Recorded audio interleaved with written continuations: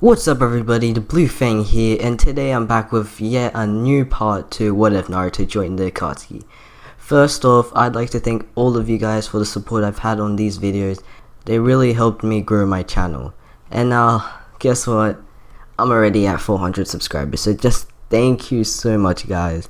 I really love doing these what ifs, scripting all this stuff, and I like how you guys enjoy watching. Also today I'll be announcing a like goal if you guys want part 6, and the like goal will be 50 likes or over. Just make sure you hit that like goal guys for another part. Now I'll get into the recap soon, but before that, if you're new, subscribe, hit that like button and turn on bell notifications. So with no further ado, let's get into the video.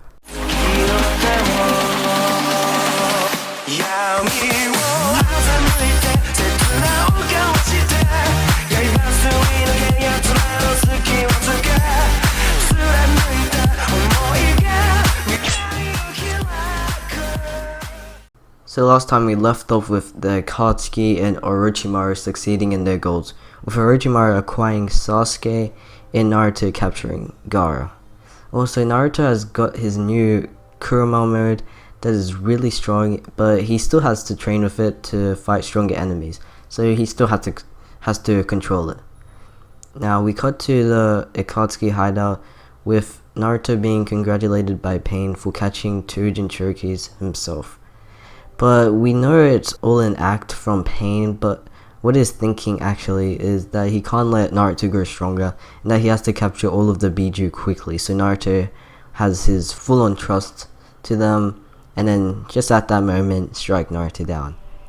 Currently the Akatsuki have 2-tailed beasts captured, the 5-tails and the 1-tails. Soon they'll get the rest, but right now Gaara is getting the Shukaku extracted from him. Screams echo throughout the hideout as all of the Akatsuki members take the Shukaku out of Gaara. Naruto hears the helpless screams, almost rethinking his actions, but he then realizes that he should only look out for himself, no one else. Everyone rejected him as trash. He shouldn't feel sorry for another human life when they don't care about him. Naruto then erupts in laughter, an evil, loud laughter, loud enough for all of the Akatsuki and Gaara to hear. I'm sorry everyone, it's just so funny because this guy wanted to kill everyone around him. Yeah, he's the one who's dying right now. Well, it doesn't really matter, let's just finish him off. The Akatsuki continues on and eventually finishes the extractment. So now we're gonna have a time skip going to 2 years into the future, just like how Shippuden was. But this is extremely different since Tsunade didn't become Hokage, Naruto didn't fight Sasuke in the Valley of the End, and Jiraiya didn't go out training with Naruto. Alright, so after the 2 years time skip, we cut to the remaining Konoha 11 teams going out to search for the missing teammates. It's been 2 years since Naruto had left the village and captured Sasuke for Orochimaru. This time they hoped they could find them. Just this once, they hoped this would be the day. Also 2 years ago, the village hidden in the sand suffered the loss of Gaara. Not knowing where he went missing, but knowing he's probably dead, which they were right. The Konoha 11 continue searching different locations. They arrive at one of them being a wide open forest that looks like a bit suspicious, looking like a place where an enemy shinobi would be walking around. Neji scans the place, checking if there are anyone around, while Kiba and Akamaru try to pick up a scent. What are we doing now? We're not gonna find anyone here, just like all the other places we searched. I really want to find Sasuke, but I think we should just rest now.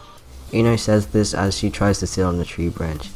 The team begins to give in to what Ino was saying, but then Neji spots something, and at the same moment, Kiba picks up a faint scent. Guys, I spotted something with my Byakugan. There's 2 people walking. Neji leaps and heads towards the target he saw, while Kiba races behind with the other Konoha 11 members. Lee catches up to Neji fairly quickly. What were their chakra like? Are they strong? Yeah, they had a big amount of chakra, but I also saw something hanging from one of the target's backs. It looked like a sword, a big sword, but it also might be someone carrying someone. So let's just hope this could be Naruto carrying Sasuke. The team lands on top of the tree branches just above the unknown target, and to their surprise, they weren't Sasuke or Naruto, but they did have cloaks with red clouds on them. Who do you think they are? Choji whispers quietly into Shikamaru's ear. I don't know, but they look like rogue ninjas. Can you see their headbands? I think they are... Wait, that black-haired one has a leaf headband. And I've seen him before in the bingo book. And his name is Itachi Uchiha. Shikamaru accidentally shouts the name of the target the team were observing, which signals Itachi to their side. Well, Itachi, aren't they at least shinobi? Yes, they are, Kasame, and I think I'll need to dispose of them. Okay then, but count me in. Itachi and Kasame take their stances against the Colonel 11, readying to battle. Kasame takes out the Samahada viciously as the sword looks hungry for a new snack. Choji looks at both Itachi and Kasame, scared at what to do. He also glares at a red spiral turning in Itachi's eyes.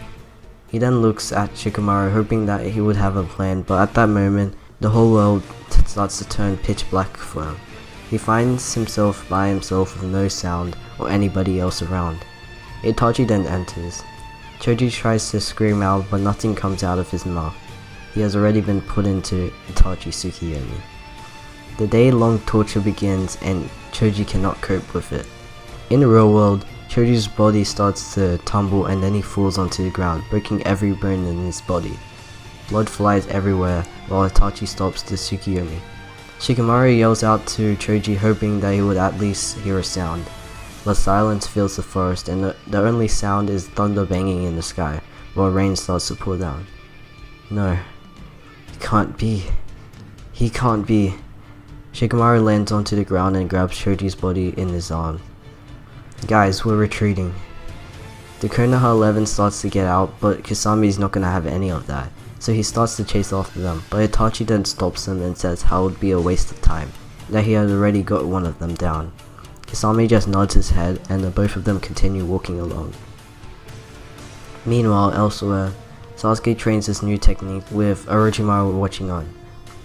So if you guys were wondering why Sasuke is training, well, when he got captured, Orochimaru convinced him that the only reason he got him was to give him power to kill his brother. But we all know the real reason, that Orochimaru wants to have his body. But this is how it goes. Orochimaru said how he disliked Itachi and wanted him dead. He also said how he was too weak against Itachi, so he has to train someone stronger to kill him.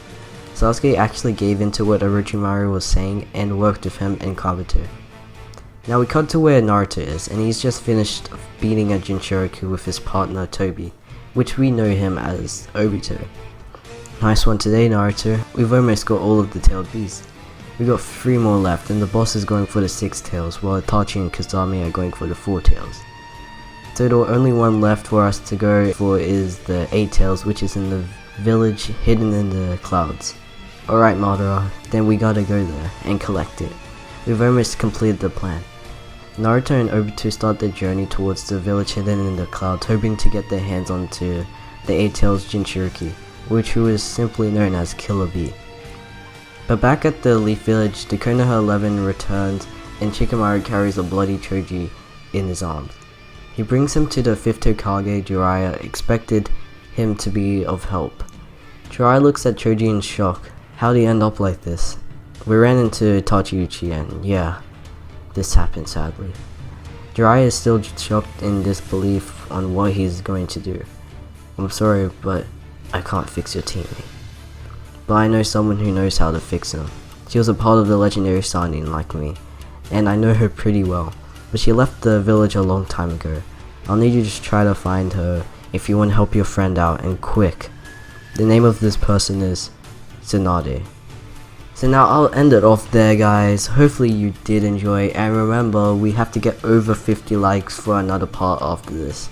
So like always, subscribe if you haven't, hit that like button, and turn on bell notifications. It's been the Blue Fang. Peace. Oh, I gotta make it out the cold for the best show. Please don't try, never show my back. Bitch, don't cry, just move that tag. That stretch, thought I never really say this. All my music on my ex bitch playlist. Bitches say 613, that's the greatest. But I never see no niggas ever